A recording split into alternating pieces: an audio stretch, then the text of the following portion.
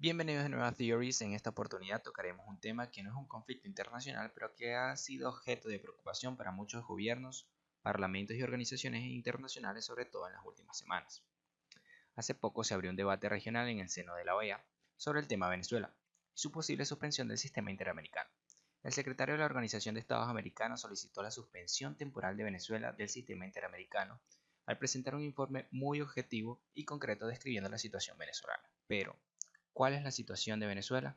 Según el informe, existe un gran deterioro del orden democrático, por la no celebración de elecciones, por la falta de libertad de expresión, la violación de los derechos humanos, el no respeto a la minoría e incluso el no acatamiento de la mayoría expresada en un proceso electoral, la falta de independencia de poderes, el continuo hostigamiento a la oposición, la existencia y aumento de los presos políticos, además de una grave crisis económica y social. Pero, ¿cuál es el porqué?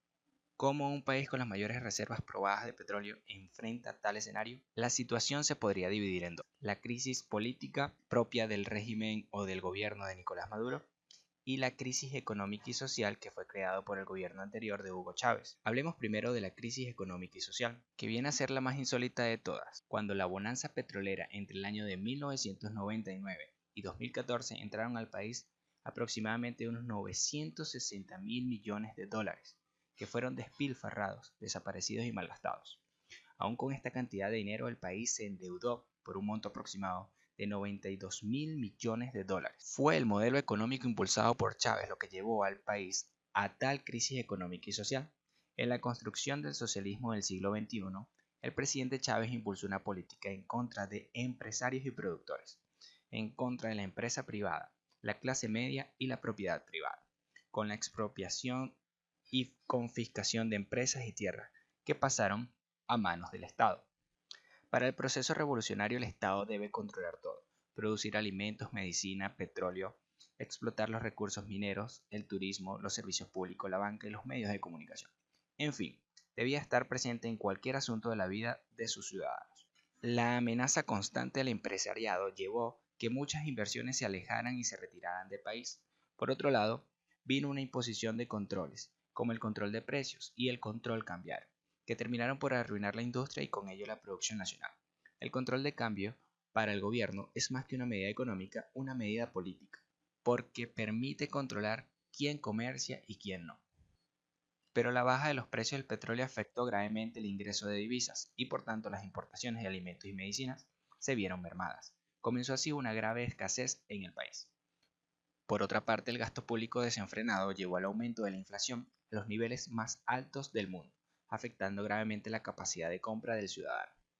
El modelo se agotó, nada bueno trajo al país, sino que profundizó los males que sufría la población antes de la revolución y creó otros más perversos. Pero en lo esencial nada cambió. Desde el punto de vista económico, es el agotamiento de un modelo que se niega a morir o que ya está muerto, pero que no existe nada aún que lo reemplace. Se podría decir que todo esto llevó a Venezuela a la peor crisis económica y social en toda su historia. Un régimen que desprecia el mercado, impone controles y crea en modelos fracasados como el socialista. Habíamos hablado de que existían dos crisis: la económica creada por Chávez y la política creada en el gobierno de Maduro. La crisis política comienza cuando se instala la nueva Asamblea Nacional después del gran triunfo opositor en diciembre de 2015. El régimen desconoce el poder de la Asamblea por medio del Tribunal Supremo de Justicia, otro poder público en manos del gobierno. Declara nulo cualquier acto celebrado por la nueva Asamblea Nacional, además de declararlo en desacato.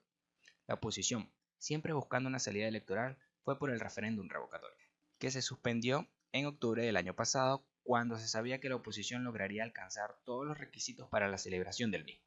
Esta suspensión produjo un quiebre en el panorama. El régimen, que se jactaba de haber celebrado muchos procesos electorales y de haberlos ganado casi todos, ahora suspendía una elección nacional, violando la Constitución de la República. Porque aunque el gobierno de Chávez era autoritario, siempre buscaba mantener las apariencias democráticas con la celebración de elecciones. Ahora, con la suspensión del referéndum revocatorio del año pasado, el régimen muestra su cara dictatorial. Es por esto que la OEA se mueve y solicita hablar sobre la situación de Venezuela, y el informe del secretario general expone muy bien la situación del país y expresa muy bien cuáles son las situaciones para el retorno de la democracia en el país, mientras que el régimen de Maduro, por medio del TCJ, dio un golpe de Estado al disolver la Asamblea Nacional, terminando por cerrar la fase que comenzó cuando se suspendió el referéndum revocatorio y declarándose completamente un régimen dictatorial. Si te gustó el video, escribe me gusta y suscríbete a nuestro canal para saber más por qué sobre la realidad internacional.